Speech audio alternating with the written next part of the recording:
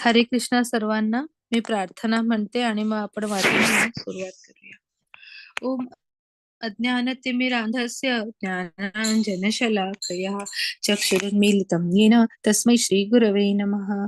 श्रीचैतन्यमनोभीष्टं स्थापितं येन भूतले स्वयं रूपकदा मह्यं ददाति स्वपदान्तिकं. हे कृष्ण करुणा सिन्धो दीनबन्धो जगत्पते गोपेश गोपिका कांता राधा कांता नमोस्तुते. तप्त कांचन गौरंगी राधे वृंदावनेश्वरी वृषभानुसुते देवी प्रणमामि हरिप्रिये. नमः ओम विष्णुपादाय कृष्णपृष्ठाय भूतले श्रीमते भक्ति वेदांत स्वामिन इति नामिने. नमस्ते सरस्वते देवे गौरवाणी प्रचारिणे निर्विशेष शून्यवादी पाश्चात्य देश तारिणे. जय हो श्री कृष्ण चैतन्य प्रभु नित्यानंद श्री अद्वैत गदाधार श्रीवासादि गौर भक्त वृंद. हरे कृष्णा कृष्ण कृष्णा हरे हरे हरे रामा राम रामा हरे हरे. हरे कृष्ण. हरे कृष्ण सर्वांना. वाचनाला सुरुवात करण्याआधी प्रभू श्रीकृष्णांच्या चरणी नतमस्तक होऊया आणि त्यांचा आशीर्वाद घेऊया. श्री श्री राधा गोविंदांच्या चरणी नतमस्तक होऊया आणि त्यांचा आशीर्वाद घेऊया. श्रीला प्रभुपादांच्या चरणी नतमस्तक होऊया आणि त्यांचा आशीर्वाद घेऊया. नामनिष्ठ दास प्रभूजींना वंदन करूया आणि माझ्या प्रेरणा पूजा माताजी, मनीषा माताजी आणि अन्वया माताजी यांना वंदन करून आज आपण आपल्या वाचनाची सुरुवात करूया. इस्कॉन श्री श्री राधा गोविंद टेम्पल मंगळुरू यांच्या कृष्ण पूर्ण पुरुषोत्तम भगवान या पुस्तकाच्या मराठीमधील वाचनामध्ये तुम्हा सर्वांचं स्वागत आहे. तर आपण आपल्या उर्वरित वाचनाला सुरुवात करूया. हरे कृष्ण. श्रील प्रभुपाद की जय. आता प्रिय दादा, तुम्ही परम उपास्य भगवंत आहात. पहा तर खरे, हर्षभराने ते हे मयूर तुमच्या पुढे कसे मनोरम नृत्य करीत आहेत. ही हरणे तर पहा, त्यांचा स्वभाव अगदी गोपिकांसारखा आहे आणि त्यांच्याप्रमाणेच किती स्नेहाने ते तुमचे स्वागत करू लागले आहेत. या सुंदर वृंदावनातील कोकिळा प्रमुदित होऊन आपल्या सुंदर स्वरांनी तुमचे स्वागत करीत आहेत, कारण तुमचे त्यांच्या घरी झालेले आगमन ते मंगलकारक समजतात. जरी हे वृंदावनवासी वृक्ष पशु आहेत तरी ते आपल्या कीर्तीचे गान करीत आहेत. ज्याप्रमाणे अंतःकरणातून पूर्ण शक्तीने प्रयत्न करतो ज्याप्रमाणे एक महात्मा पुरुष दुसऱ्या महात्माचे आपल्या घरी स्वागत करण्याकरिता अंतःकरणापासून पूर्ण शक्तीने प्रयत्न करतो, त्याप्रमाणे ते त्यांच्या हार्दिक काष्ठेने तुमचे स्वागत करण्याकरिता समोर प्रकट झाले आहेत. या भूमीविषयी काय सांगावे. ती इतकी पुण्यवान आणि सौभाग्यशाली आहे की तुमच्या चरणकमळांच्या खुणांनी अंग शृंगारले जाण्याचे भाग्य तिला प्राप्त झाले आहे. तुमच्यासारख्या महान व्यक्तीचे या वृंदावनवासियांनी अशा प्रकारे स्वागत करणे अगदी स्वाभाविक आहे. या लता, वेली, औषधी देखील तुमच्या चरणकमळांचा स्पर्श करून धन्य होत आहेत. तुमच्या करांगुलांचा स्पर्श प्राप्त झाल्याने या लहान लहान वनस्पती देखील भाग्यशाली झाल्या आहेत. आता नद्या, डोंगर सुद्धा धन्य झाले आहेत, कारण तुम्ही त्यांच्यावर आपला मंगल दृष्टीपात करीत आहात. यापैकी व्रजांगना तर अतिशय सौभाग्यशाली आहेत, कारण त्यांच्या लावण्याने आकर्षित होऊन तुम्ही आपल्या दृढ बाहूंनी त्यांचे आलिंगन करता. या प्रकारे श्रीकृष्ण आणि बलराम यांनी यमुना तीरांच्या बाजूने कुरणांतून गाई वासरांना चारण्याचे कार्य करत असताना तेथील वातावरणाचा आणि वृंदावनवासी जनांचा आत्यंतिक तृप्तीपर्यंत आनंद उपभोग केला. अशा आनंदोत्सवात कधी कधी त्यांच्या बरोबर त्यांचे सवंगडी असत. श्रीकृष्ण व बलराम वनफुलांच्या माळांनी शृंगार करीत आणि त्यांचे सवंगडी गीते गात भ्रमरांच्या गुंजारवाची नक्कल करत त्या संगतीत राहत. वृंदावनातून भ्रमंती करताना त्यांचे सोबती कधी कधी सरोवरातून जलकेली करणाऱ्या हंसाच्या कलकल ध्वनीची नक्कल करत. कधी कधी ते चकोर, कोकिळ, मयूर, भारद्वाज इत्यादींसारख्या वेगवेगळ्या पक्ष्यांनी काढलेल्या ध्वनीची नक्कल करीत.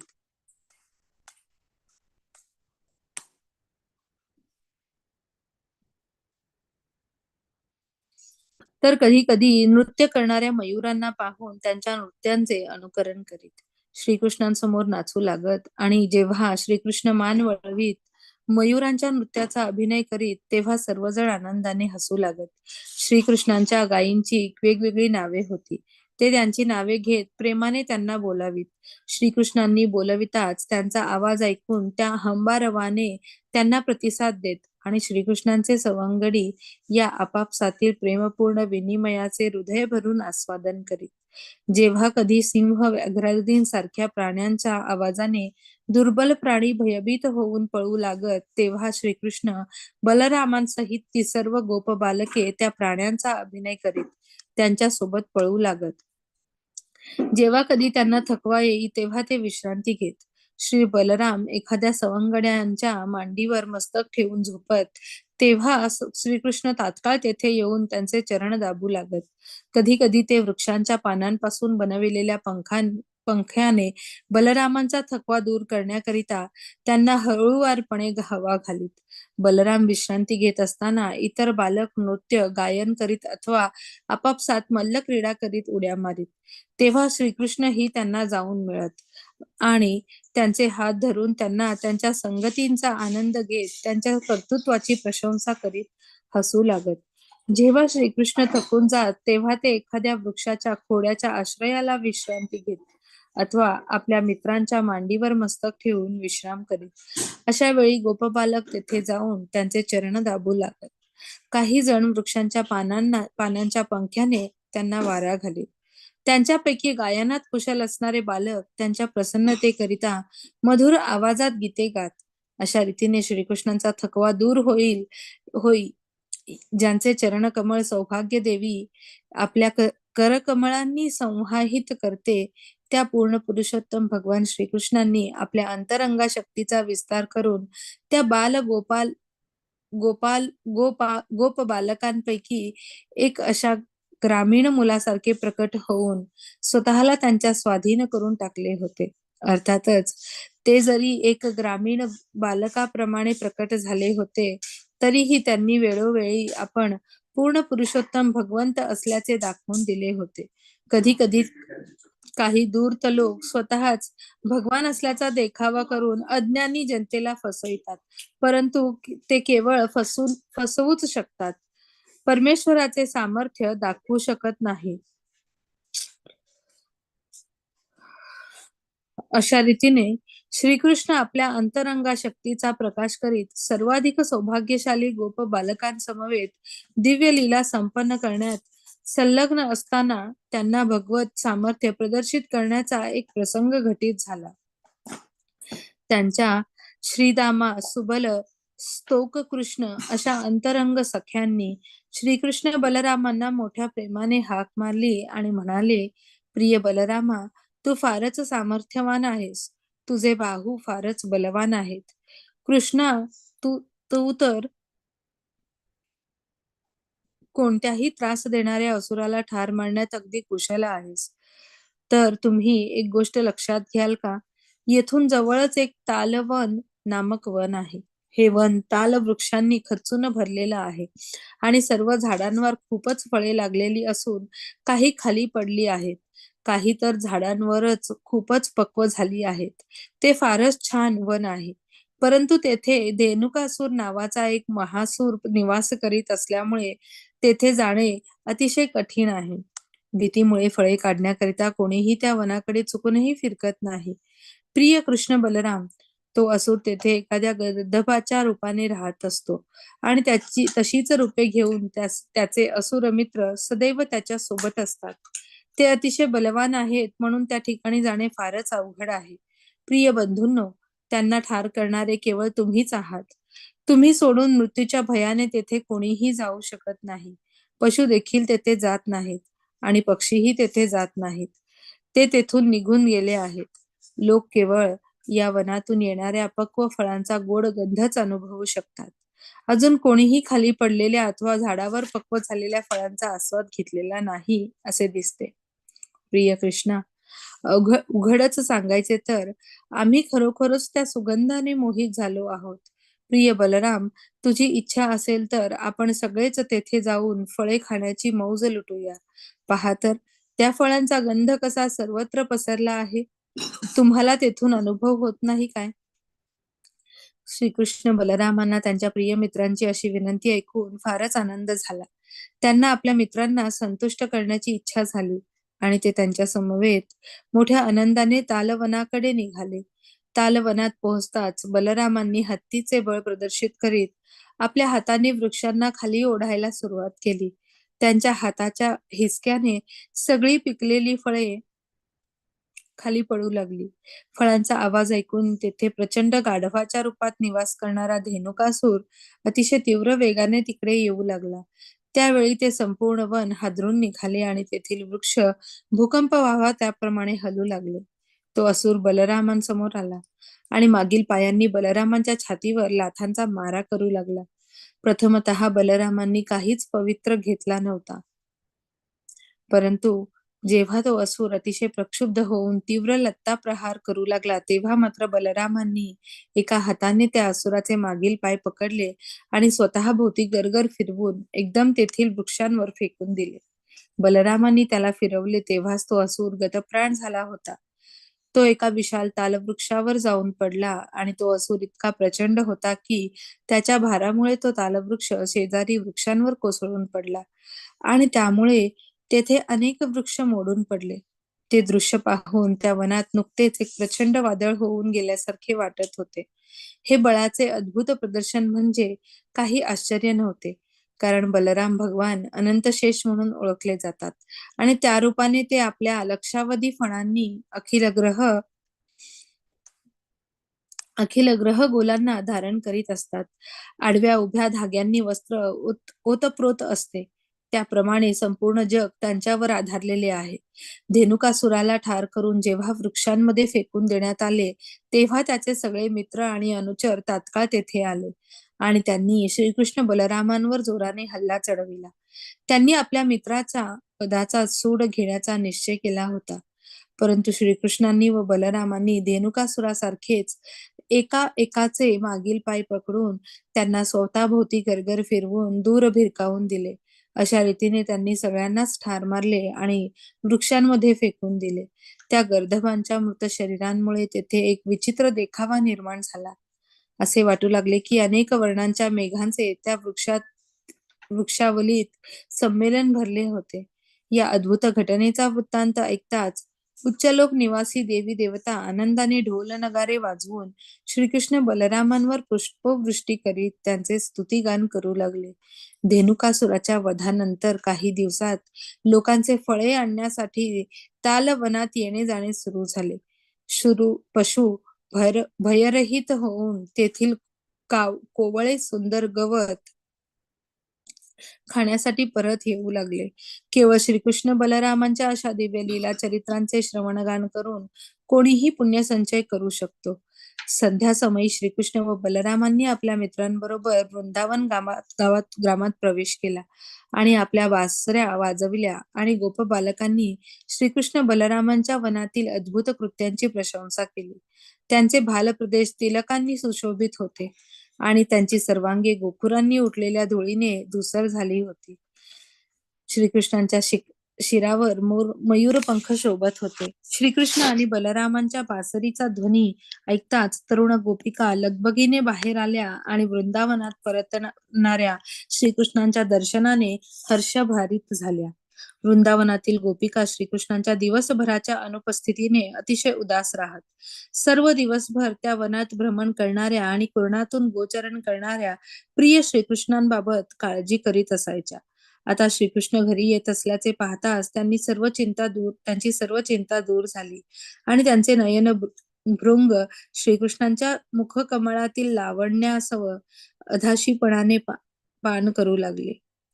त्या व्रजमणींच्या मुखकमळांवर हास्य प्रस्फुटित झाले होते आणि श्रीकृष्णचंद्रांनी त्यांच्या मुख सौंदर्यांच्या अवलोकनाचा आनंद घेतला.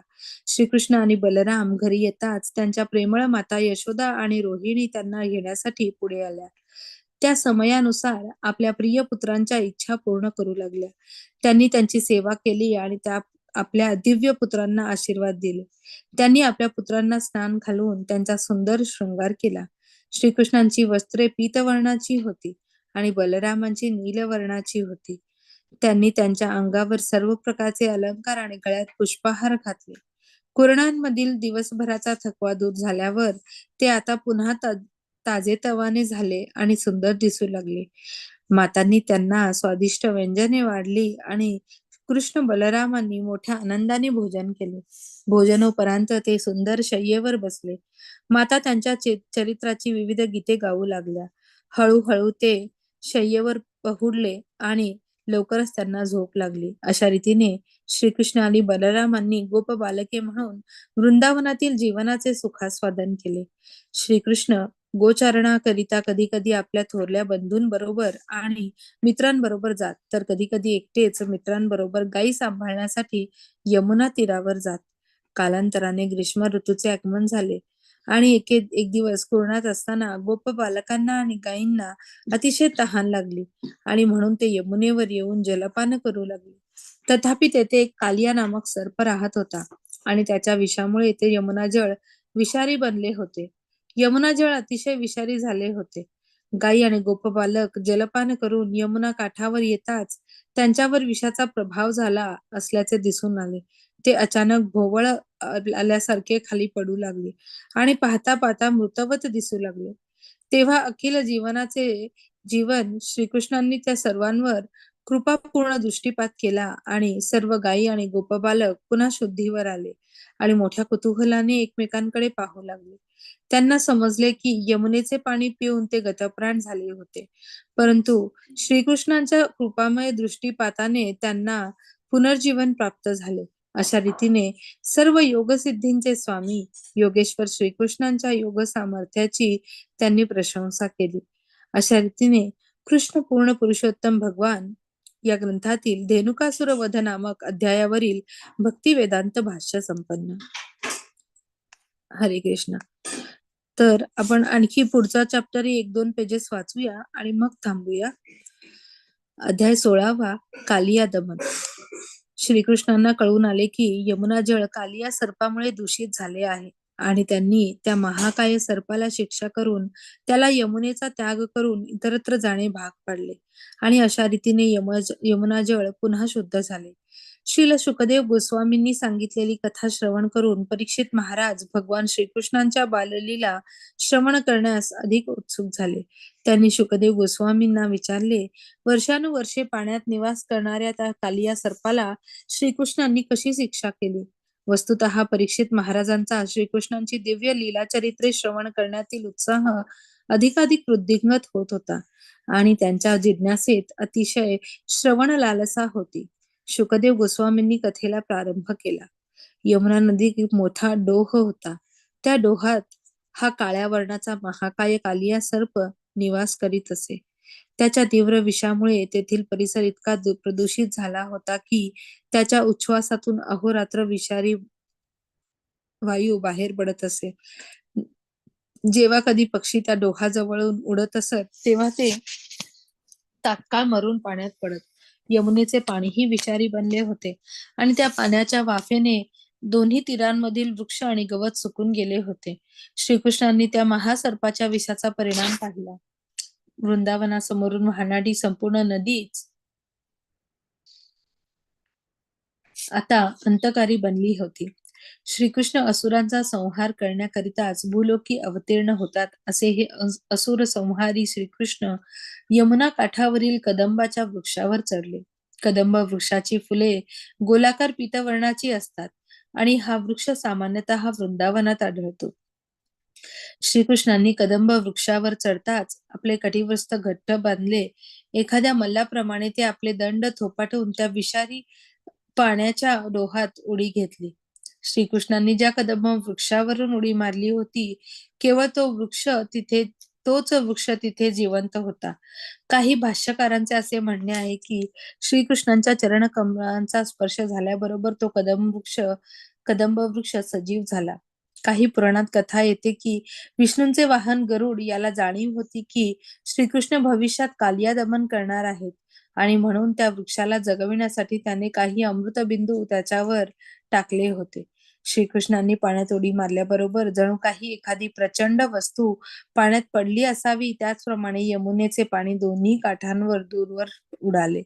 श्रीकृष्णांच्या अशा सामर्थ्याचे प्रदर्शन मुळीच अद्भुत नाही, कारण ते सर्व सामर्थ्यांचे भांडार आहेत. श्रीकृष्ण त्या डोहात एखाद्या मोठ्या बलवान हत्तीप्रमाणे पोहत असताना त्यांच्या हालचालीमुळे पाण्यावर मोठा ध्वनी उठू लागला. कालिया सर्पाला तो ध्वनी ऐकू गेला. त्या प्रकारचा गोंधळ त्याला सहन झाला नाही आणि तो आपल्या निवासावरचा हल्ला करण्याचा प्रयत्न असल्याचे त्याच्या लक्षात आले. तो अविलंब श्रीकृष्णांसमोर येऊन ठेपला. कालियाने पाहिले की तेथे वस्तुतः दर्शन करण्यायोग्य एक सुंदर बालक होते. त्याचे सौंदर्य अनुपम होते. त्याचे शरीर अतिशय सुंदर आणि सुकुमार होते.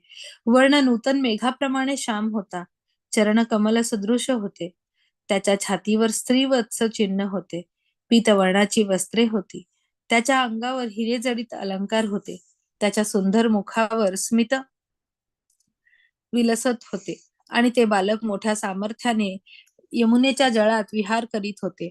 कालियाने जरी श्रीकृष्णांचे असे सौंदर्य पाहिले होते, तरी त्याच्या हृदयात क्रोध उफाळून आला आणि त्याने श्रीकृष्णांना आपल्या शक्तिशाली वेटोळ्यात घट्ट जखडून टाकले. वेटोळ्यांनी कृष्ण जखडून गेल्याचे पाहताच श्रीकृष्णांवर प्रेम करणारे सर्व गोपबालक आणि वृंदावनवासी भयभीत झाले. अखेर त्यांचे जीवन, धनसंपत्ती, प्रेम, कर्म असे सर्वच श्रीकृष्णांप्रीत्यर्थ होते. अर्थात श्रीकृष्णच त्यांचे जीवन सर्वस्व होते आणि जेव्हा त्यांचे जीवन धोक्यात आले, तेव्हा ते भयक्रांत होऊन खाली कोसळले. सर्व बैल, गाई, वासरे त्यांच्याकडे आर्त नजरेने पाहू लागली. आपल्या प्रिय श्रीकृष्णांना मदत करण्यात असमर्थ असणारी ती जडवत होऊन उभी राहिली होती. विलाप करण्याशिवाय त्यांना काहीच गत्यंतर नव्हते. यमुनाकाठी असा प्रकार झाला तेव्हा सगळीकडे अपशकुन प्रत्ययास येऊ लागले. धरती कंप पाहू लागली. आकाशात उल्कापात होऊ लागले. पुरुषांच्या वामांगात कंप होऊ लागला. हे सर्व अपशकुन तात्कालिक संकटाचा संकेत देणारे होते. अशी अमंगल लक्षणे पाहून नंद महाराजांसहित सर्व गोपिका संकटांच्या आशंकेने चिंताक्रांत झाल्या. त्याच वेळी बालक श्रीकृष्ण बलरामांशिवाय एकटाच गोप बालकांबरोबर गायी चालण्यासाठी वृंदावनात गेला असल्याचे त्यांना समजल्यावर ते अधिकच काळजीत पडले. श्रीकृष्णांवरील अत्याधिक स्नेहामुळे त्यांच्या शक्तीचा विस्तार न समजून सगळे वृंदावनवासी चिंतेने व्याकुळ झाले. त्यांना श्रीकृष्णांविषयी अधिक काही प्रिय नव्हतेच मुळे. त्यांनी त्यांचे जीवन, संपत्ती, स्नेह, मन, कार्य आणि सर्वच श्रीकृष्णांना समर्पण केले होते. श्रीकृष्णांवरील अत्यधिक आसक्तीमुळे त्यांनी विचार केला, आज खात्रीने श्रीकृष्णांचे काहीतरी अनिष्ट होणार. सर्वच वृंदावनवासी श्रीकृष्णांना पाहण्यासाठी गावाबाहेर आले. वृंदावनातील मुले, वृद्ध, स्त्री, पुरुष, गोपिका, पशु आणि इतर जीवामागे अशा सर्वांकरिता श्रीकृष्ण हेच त्यांच्या जीवनधारणेचा एकमात्र विषय होते. असे सर्व घडत असताना अखिल ज्ञानाचे स्वामी बलराम केवळ स्मित करीत उभे होते.